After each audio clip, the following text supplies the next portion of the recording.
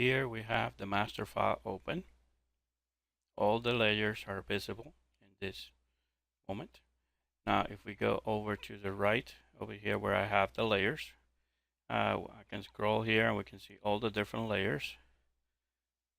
Right here, the false layer is duplicated for intensity. So if you turn one off, for example, we can see that this area where we have folds, they diffuse down a little bit.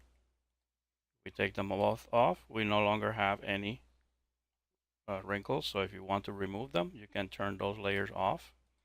Now over here, we have the scrolls. Those are the text scrolls that are on the trim of the object. I'm going to zoom in. You will see that. There we have the scrolling text. If we go over and turn that off, they go away. So if you wanted to, for example, right here, change the color, we can right click. We can go to blending options. And if we go to the color overlay, you can then here change the color of the text to whatever color you want it. Make it green, make it red, orange, yellow. You choose the color. Then you click OK, and then you would have that in whichever color you want. I'm going to cancel.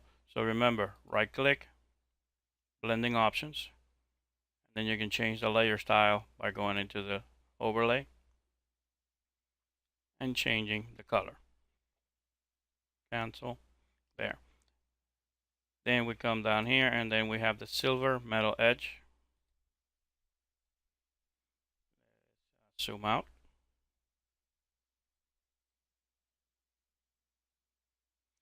This is all the silver metal edge of the armor.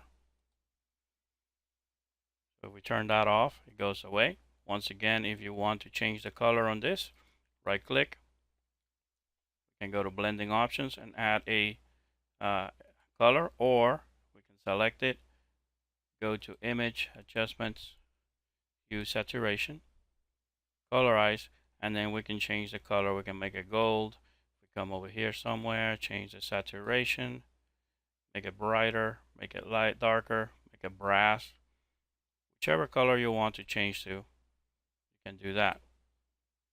Same thing goes for, this is the armor, the metal parts of the armor. So if you select that,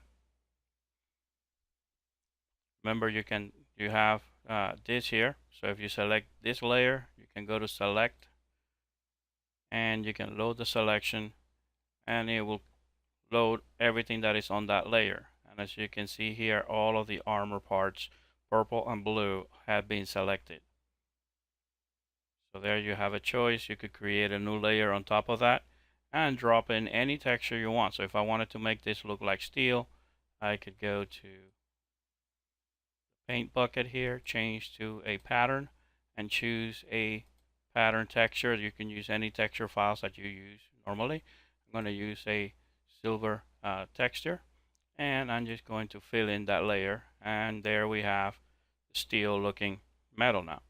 And if I wanted to change the color of that, remember you can always go into adjustments and brightness and contrast. So I can change the contrast, make it darker, make it like a dark steel or like a silver.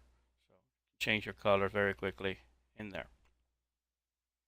Same thing goes for now here we have find the color of the leather. Here's the leather. Same thing.